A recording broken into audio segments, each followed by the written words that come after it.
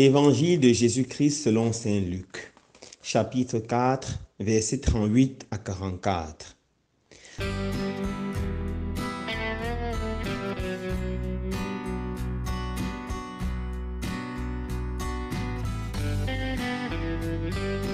En ce temps-là, Jésus quitta la synagogue de Capharnaüm et entra dans la maison de Simon.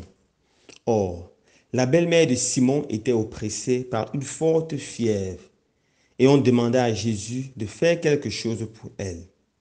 Il se pencha sur elle, menaça la fièvre, et la fièvre la quitta. À l'instant même, la femme se leva et elle les servait. Au coucher du soleil, tous ceux qui avaient des malades atteints de diverses infirmités les lui amenèrent. Et Jésus imposa les mains à chacun d'eux, les guérissait. Et même des démons sortaient de beaucoup d'entre eux en criant, « C'est toi le Fils de Dieu. » Mais Jésus les menaçait et leur interdisait de parler parce qu'ils savaient, eux, que le Christ c'était lui. Quand il fit jour, Jésus sortit et s'en alla dans un endroit désert. Les foules le cherchaient. Elles arrivaient jusqu'à lui et elles le retenaient pour l'empêcher de les quitter. Mais il leur dit, aux autres villes aussi, il faut que j'annonce la bonne nouvelle du règne de Dieu, car c'est pour cela que j'ai été envoyé. Et il proclamait l'évangile dans les synagogues du pays des Juifs. Acclamons la parole de Dieu. Louange à toi, Seigneur Jésus.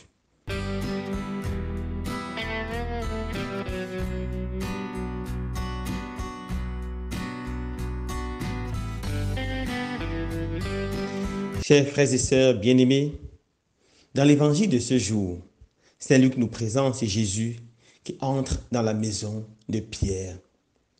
Il racontait l'histoire d'un jeune garçon. Sa maman était extrêmement malade et il vivait simplement avec sa maman. Alors, il avait besoin de l'argent. Il avait besoin d'argent pour acheter quelques médicaments pour sa maman. Son gagne-pain, c'était de vendre les journaux.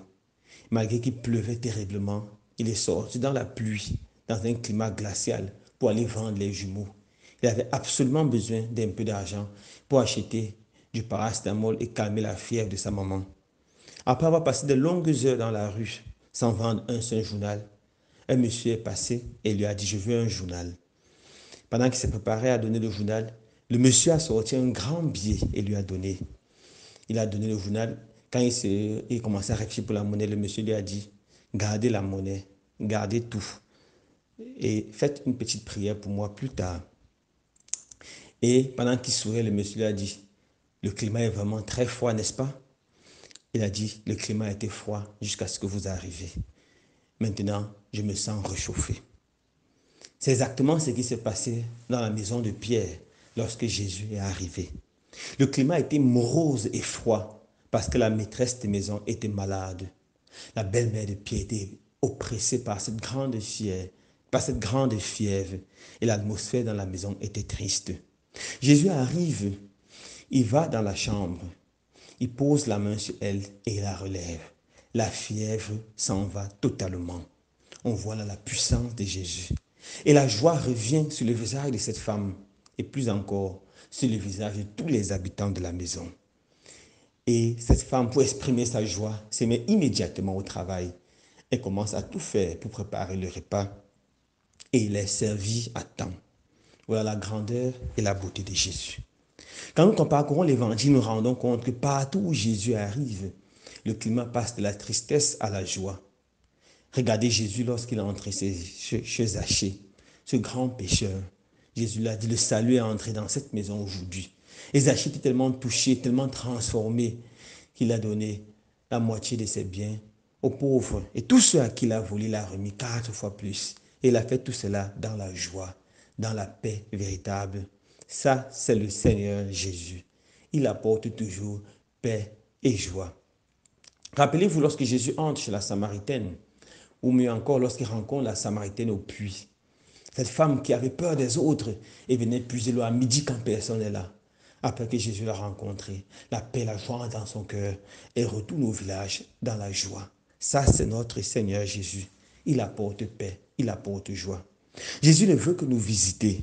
Il ne veut que nous guérir. Jésus ne veut que mettre la paix et la joie dans nos cœurs. Pourquoi avons-nous peur de l'accueillir?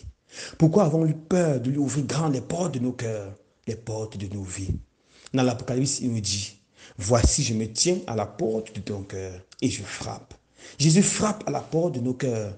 Il frappe à la porte de nos vies. Est-ce que nous aurons le courage d'ouvrir les portes? Le pape Jean-Paul II disait à l'an 2000 aux jeunes, n'ayez pas peur d'ouvrir large les portes au Christ. Il vous aime, il veut entrer chez vous, il veut vous donner la joie, il veut transformer vos peurs, vos larmes en joie. Le pape Benoît XVI disait, détruisez les portes afin que le plus jamais ne se ferme au Christ. Nous devons, frères et sœurs, laisser le Christ entrer dans nos vies. Il nous guérira et on aura la force de le servir dans la joie.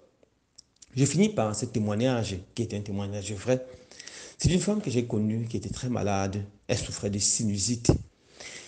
Elle était toujours obligée de s'emballer avec tellement d'habits pour se couvrir contre le froid. Elle souffrait d'asthme, pardon. Elle était toujours obligée de s'emballer pour se couvrir du froid. Elle marchait avec des médicaments ventolines qu'elle devait aspirer à tout moment. Alors elle a beaucoup prié. Le Seigneur l'a visitée et l'a guérie. Une fois guérie, elle s'est posé la question, comment vais-je servir le Seigneur? Elle s'est rendue compte que chaque mois, elle dépensait environ 15 000 francs pour son traitement. Et elle a décidé que chaque mois, les 15 000 francs qu'elle utilisait pour son traitement, elle va l'utiliser pour les pauvres. Et elle préparait chaque mois 15 000 francs, elle allait donner aux prisonniers. C'est comme ça que le Seigneur l'a bénie puissamment. Et aujourd'hui, elle donne beaucoup plus chaque mois. Et elle me disait une fois, ma maladie allait grandissante. C'est pour ça que l'argent que je mets pour les prisonniers et pour les pauvres doit aller grandissant. En principe, si Jésus ne m'avait pas guéri, je devais être en train de dépenser environ 50 000 aujourd'hui à l'hôpital. Alors je dépense avec joie cet argent pour m'occuper des pauvres. Quand ce moment de rentrée, le Seigneur touche nos cœurs, donne la grâce de penser à ces enfants anglophones qui n'ont personne pour payer leur pension, de penser à ces orphelins, veuves de nos familles qui n'ont personne pour payer leur pension. Servons Jésus en leur venant en aide. Loué soit Jésus-Christ.